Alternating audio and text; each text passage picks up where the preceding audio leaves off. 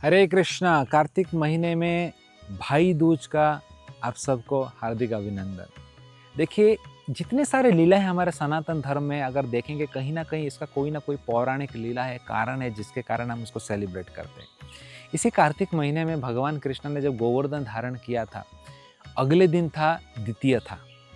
उसको भरतुर द्वितीय भी बोलते हैं, क्योंकि उसी दिन भाई अपने बहना के घर जाता है और उसका बना हुआ खाना खाता है। तो भगवान कृष्ण के जो कजन सिस्टर थे, उनका नाम है सुनंदा, जो कि भगवान कृष्ण नंद महाराज के बेटे थे, और नंद महाराज के भाई थे उपनंद, उनकी बेटी थी सुनंदा, जिसने इनवाइट किया था भगवान कृष्ण की भाई दूज के दिन, आइए हमारे घर में प्रसाद प्राप्त करेंगे। तो भगवान कृष्ण द्वितीय के दिन उपनंद के घर गए थे और सुनंदा के हाथ से भरे भरे पकवाने प्रसाद प्राप्त किए थे। मधुमंगल तो खुश हो गया, बोले कि अरे 56 भोग फिस्ट हो गया, ऐसा ही बहना सबको सभी भाई को मिले, ताकि ऐसा प्रसाद मिले। तो इस प्रकार सुंदर सेलिब्रेशन हुआ था। तो देखिए, ये बहुत ही भगवान कृष्ण भी इसको सेलिब्रेट किए थे, भाई दूज, और उनके पद चिन्हों में हम भी सेलिब्रेट करते हैं भाई दूज, जिस दिन भाई अपने बहना के घर जाता है और उसके बना हुआ हाथ का खाना खाता है। इसका पौराणिक कारण क्या है, मैं आज आपको बताऊंगा।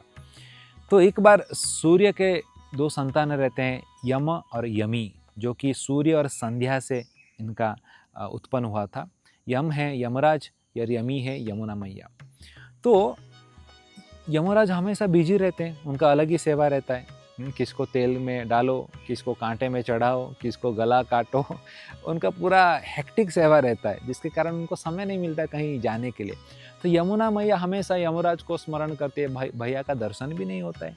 तो यमुना हमेशा बुलाती है कि यमराज आप कभी तो आ जाओ एक बार और हमको दर्शन दो।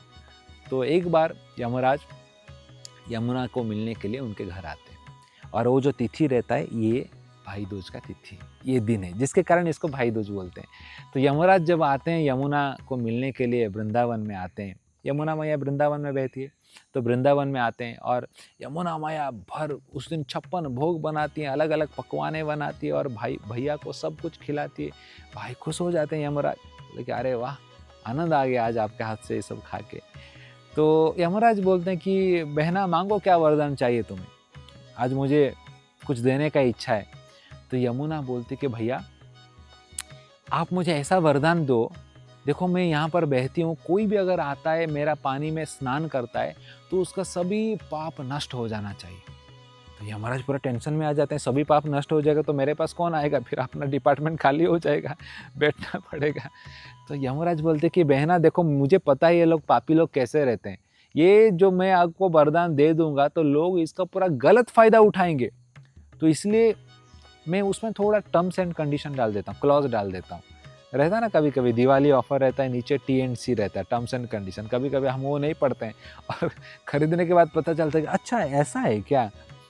तो यमराज बोलते हैं कि देखिए, कोई भी अगर इस भाई दूज के दिन भाई और बहना दोनों मिलके इस वृंदावन धाम में आते हैं और यमुना में साथ में डुबकी लगाते हैं, और फिर भाई अपना बहना के हाथों से बना हुआ प्रसाद को प्राप्त करता है, तो उसका सभी प्रकार का पाप नष्ट हो जाएगा। ये एक्चुअली इस लीला का कारण है, इस भाई दूज का जो भाई अपने बहना के घर जाता है, इसके पीछे का कारण है। इसलिए जरूर बहना के घर जाइए, लेकिन ये अगर फॉलो कर पाएंगे, वृंदावन जाएंगे, यमुना में डुबकी लगाएंगे, फिर बहना के हाथ से अगर प्रसाद खाएंगे, तब जाके भाई का सभी पाप नष्ट हो जाता है।